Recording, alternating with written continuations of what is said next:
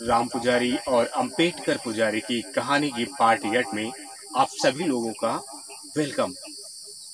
चलिए पार्ट 8 की कहानी को हम शुरू करते हैं कि अंबेडकर पुजारी और राम पुजारी के बीच में क्या बहस होता है। आपने 7 पार्ट तक सुना कि क्या बहस होता है। आप यदि हमारे चैनल पे न्यू आए हुए हैं, पहली बार वीडियोस को देखने के लिए, कहानी को सुनने के लिए, तो हमारे चैनल को आपको सब्सक्राइब कर लेना है, बेल आइकन घंटी को ऑन कर देना है और नारेंद्र कहानीकार की कहानियों को सुनते रहना है। चलिए प्यारे मित्रों, इधर राम पुजारी अपने घर में जाता है और सो जाता है। सोने के बाद में राम पुजारी सुबह उठता है। इधर अंबेडकर पुजारी अपने घर जाता है, सो जाता है और वो सुबह उठता है। दोनों नहाते हैं, स्नान करते हैं, पूजा की थाली को लेकर के चल देते हैं। इधर से अंबेडकर पुजारी और उधर से राम पुजारी दोनों मंदिर के लिए अपने चल देते हैं। वहीं चौराहा जहां पे अंबेडकर पुजारी और राम पुजारी दोनों आमने सामने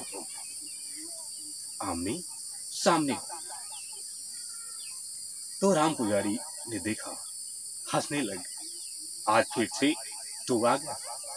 तो अंबेडकर पुजारी कहने लग गया, तुम सबसे पहले आज तुमसे एक क्वेश्चन हमारा है जो अंबेडकर साहब ने कहा था।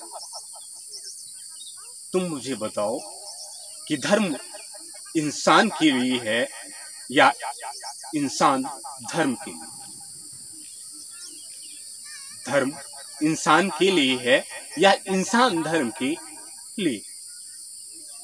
राम पुजारी चुपचाप साइलेंट, उसे जवाब नहीं आया, क्योंकि अशिक्षित लोगों के पास इतना ज्यादा ज्ञान नहीं होता कि वो जवाब दे सके। अंबेडकर पुजारी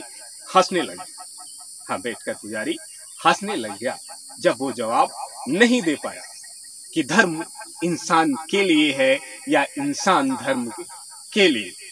चलिए, इस प्रश्न का जवाब आप भी जानना चाह रहे हैं तो हमारे चैनल को सब्सक्राइब कर लेना है और बेल आइकन घंटी को ऑन कर देना है। नारेंद्र कहानीकार की कहानियों को सुनते रहना है। हम आपको बताएंगे कि धर्म इंसान के लिए है या इंसान धर्म के लिए। अंबेडकर साहब ने कहा।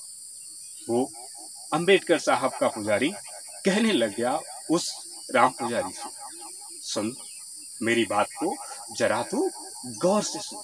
अंबेडकर साहब ने फिर उसे समझाते हुए, आज भारत देश के अंदर कितने धर्म हैं जो सभी अपना संगठन, अपने लोगों का संगठन एकत्रित करते हैं, उसे धर्म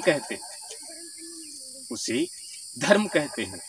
जितने भी मानव भारत पे पाए जाते हैं वो सभी धर्मों से बिलोंग करते हैं। चाहे तो भारत की पूरी धरती को घूम करके आ जाओ, भारत देश के अंदर एक ऐसी व्यवस्था है जो शिक्षा से परे है। लोग धर्मों के गठनों में बटे हुए, आखिर क्यों बटे हुए? अंबेडकर साहब ने कहा, क्योंकि धर्म एक संगठन है। यदि बात धर्मों की आए तो सभी धर्म अलग अलग हो जाते हैं।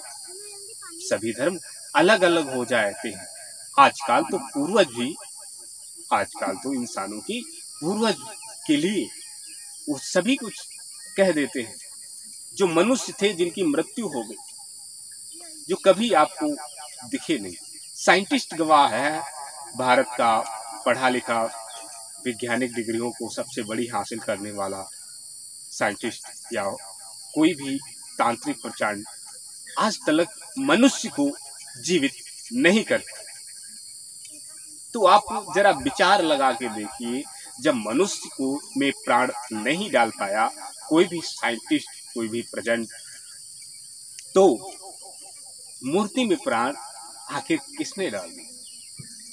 इंसान की आस्था ने, हमने आपको बताया था, इंसान की आस्था ने प्राण।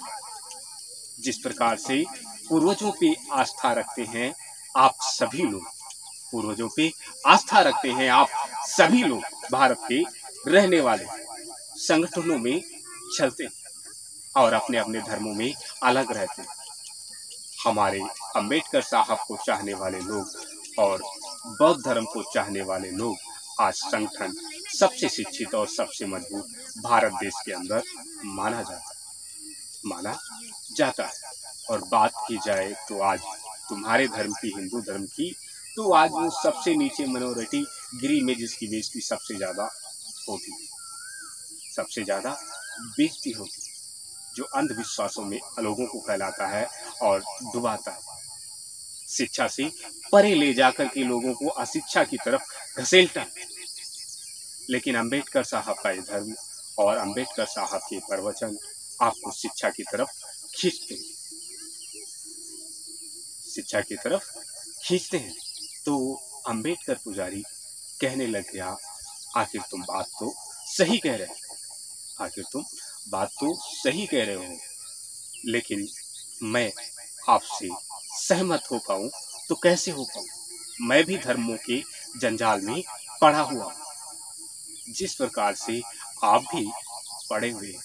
वो राम पुजारी और अंबेडकर पुजारी दोनों कहते हैं कोई बात नहीं है, अब हम चलते हैं अपने मंदिर को पूजा करने के लिए।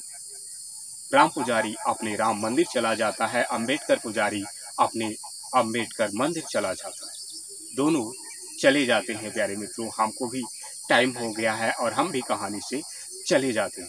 चलिए आपको मिलते हैं हम अपने नेक्स्ट पार्ट के साथ। तब तक के लिए आप अपना रखेंगे ध्यान, अपने परिवारजनों का रखेंगे ध्यान।